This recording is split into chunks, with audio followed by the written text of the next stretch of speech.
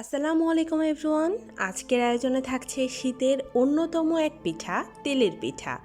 অনেকেই এই পিঠা বানাতে গিয়ে নানান রকম সমস্যার সম্মুখীন হন।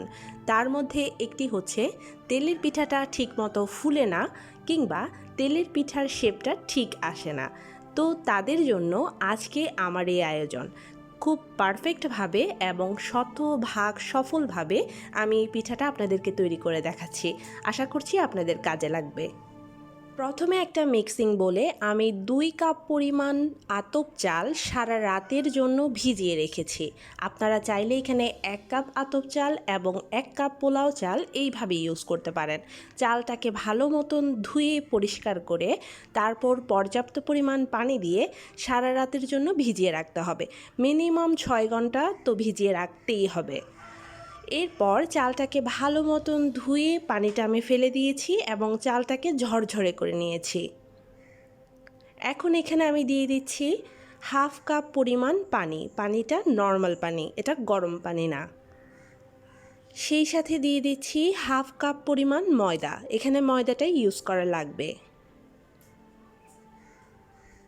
দিয়ে দিচ্ছি 1 মুঠো পরিমাণ ভাত। যেই ভাতটা আমরা রেগুলার খেয়ে থাকি সেই ভাতটা 1 মুঠো পরিমাণ দিবেন।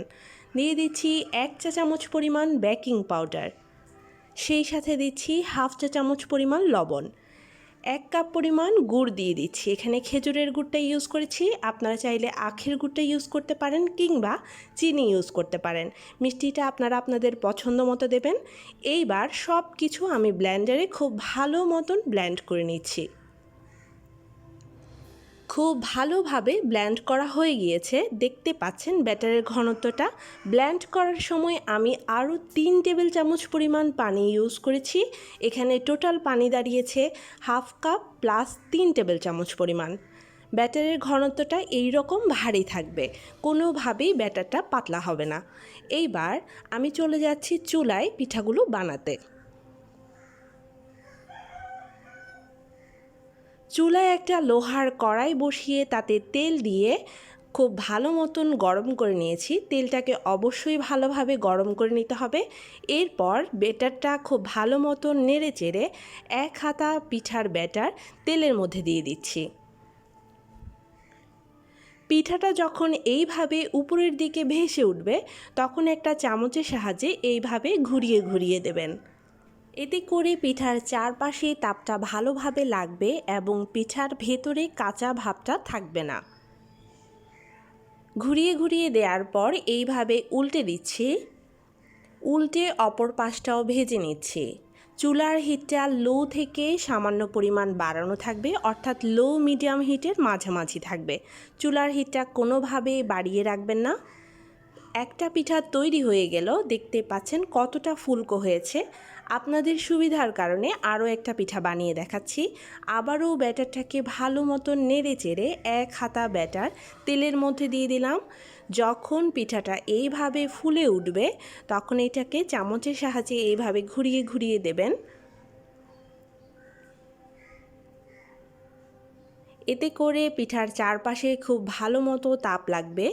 পিঠার উপরের পাশটাও যেন কাঁচা না থাকে এবং নিচের পাশটা হতে হতে উপরের পাশটাও যেন হয়ে আসে, তাই এইভাবে তেল উঠিয়ে দেবেন।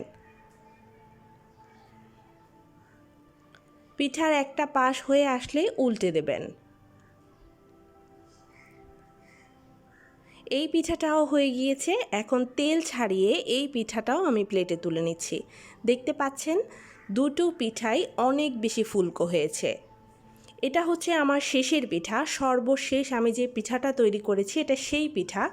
এই পিঠাটাও দেখুন, এই পিঠাটাও কিন্তু খুব পারফেক্টভাবে ফুলেছে। সবগুলো পিঠাই অনেক ফুলকো হয়েছে। শতভাগ সফল পিঠার রেসিপি যদি আপনারা চান তাহলে অবশ্যই এই রেসিপির A to Z আপনাদেরকে ফলো করতে হবে, তা না হলে পিঠাটা কিন্তু হবে না।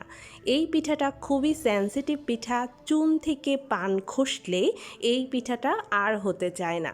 তাই আপনাদেরকে অবশ্যই সকল টিপস অ্যান্ড ট্রিক্স মাথায় রেখে এই পিঠাটা তৈরি করতে হবে। পিঠার ভিতরের পাশটা দেখতে পাচ্ছেন একদম পারফেক্টলি হয়েছে, কোনো কাঁচা কাঁচা ভাব নেই, দলা পাকানো ভাব নেই। আশা করছি রেসিপিটি আপনাদের কাছে ভালো লেগেছে। ভালো লেগে থাকলে লাইক দিতে ভুলে যাবেন না। চ্যানেলটিতে নতুন হয়ে থাকলে প্লিজ সাবস্ক্রাইব করে দেবেন। আর অলরেডি যারা সাবস্ক্রাইব করেছেন তাদেরকে জানাচ্ছি অসংখ্য ধন্যবাদ। সবাই ভালো থাকবেন, সুস্থ থাকবেন। আগামীতে অন্য কোনো রেসিপি দেখার আমন্ত্রণ জানিয়ে আল্লাহ হাফেজ।